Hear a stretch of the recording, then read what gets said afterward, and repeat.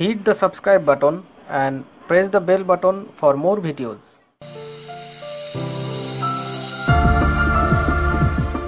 প্রতিটা ব্যবসা শুরুর পূর্বে ব্যবসা পরিচালনার অভিজ্ঞতার প্রয়োজন হয়, আর এজন্য শুরুতে ছোট আকারে শুরু করাটা বুদ্ধিমত্তার পরিচায়ক। কেননা ব্যবসা সম্পর্কে না জানলে এখানে ভালো করাটা বেশ কষ্টসাধ্য। তবে তাই বলে বসে থাকলে চলবে না, শুরু করাটা জরুরি। ছোট আকারে শুরু করার জন্য অনেক ধরনের ব্যবসার আইডিয়া এর আগেও দেওয়া হয়েছে। অন্যান্যগুলোর মতো টুপি তৈরির ব্যবসাও বেশ লাভজনক। আপনি একবার শুরু করতে পারলে এর সাথে আরও আনুষঙ্গিক পণ্যও তৈরি করে ভালো ব্যবসা করতে পারেন। সম্ভাব্য পুঁজি। প্রতিটা ব্যবসা শুরুর পূর্বে পুঁজি নিয়ে আমাদের ভাবনা থাকে, তাই প্রথমে অল্প টাকায় শুরু করাটাই ভালো।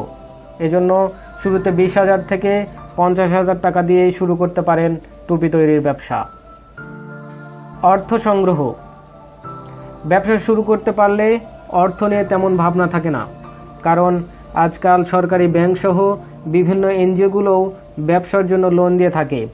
এরকম কিছু ব্যাংক ও এনজিও হলো সোনালী ব্যাংক, জনতা ব্যাংক, রূপালী ব্যাংক, অগ্রণী ব্যাংক, বাংলাদেশ কৃষি ব্যাংক। এছাড়াও যে সকল এনজিও লোন দিয়ে থাকে তাদের মধ্যে উল্লেখযোগ্য হচ্ছে আশা, গ্রামীণ ব্যাংক, ব্র্যাক ও প্রশিকা। বাজারজাতকরণ। মুসলমান পুরুষ এর ভোক্তা।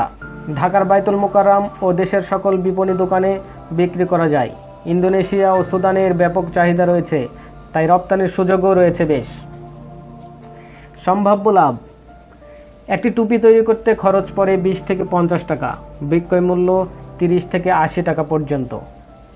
প্রয়োজনীয় উপকরণ: কাপড়, সুই সুতা, কাঁচি, সেলাই মেশিন, ডিজাইন পেপার ও নীল। প্রস্তুত প্রণালী: প্রথমে কাপড় টুপির সাইজ অনুযায়ী কেটে নিতে হবে। এরপর কাপড়ের উপরের অংশে ডিজাইন পেপার বসিয়ে নীল দিয়ে ছাপ দিতে হবে। ছাপের উপর হাতের সুই সুতা দিয়ে কারুকাজ করতে হবে। খেয়াল রাখতে হবে নীলের পরিমাণ যেন বেশি না হয়। এবার কাপড় টুপির সাইজ অনুযায়ী চারিদিকে সেলাই করলেই হয়ে গেল গোল টুপি। প্রশিক্ষণ। এই ব্যবসা শুরু করার জন্য প্রশিক্ষণের প্রয়োজন হয়।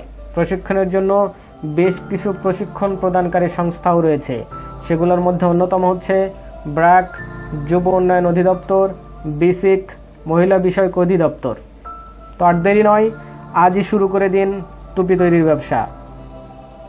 আজ এ পর্যন্তই, আবারও অন্য কোনো আইডিয়া নিয়ে কথা হবে। ততক্ষণ ভালো থাকবেন, সুস্থ থাকবেন, এই কামনায় আজকের মতো বিদায়। ধন্যবাদ সবাইকে।